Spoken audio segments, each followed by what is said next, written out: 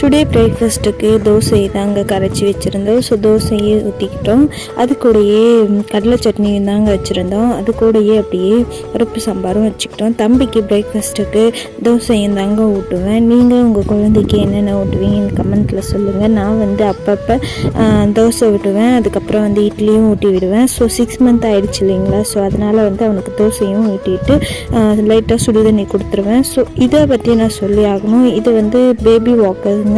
So Flipkart and அமேசானில் நல்லா அவைலபிளாக இருக்குது.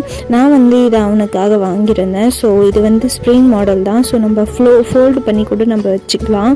ஸோ எங்கேயாச்சும் நம்ம வெளியில் ட்ராவல் பண்ணுறோம் அப்படின்னாலும் நம்ம யூஸ் பண்ணிக்கலாம். ஸோ இன்னொரு மாடலும் நான் வாங்கியிருந்தேன். இதுவும் நம்மளுக்கு வந்து ஹேண்டில் மாடல். ஸோ அதையும் யூஸ் பண்ணி பாருங்கள். லிங்க் டிஸ்கிரிப்ஷனில் தரேன். ஸோ மறக்காமல் பார்த்து செக் அவுட் பண்ணி பார்த்துக்கோங்க. அதுக்கப்புறம் ஆஃப்டர்நூன் கிட்ட தம்பிக்கு கேரட் சாதம் வச்சு ஊட்டியிருந்தேன். ஸோ இன்னொரு வீடியோவில் பார்க்குறேன். பாய்.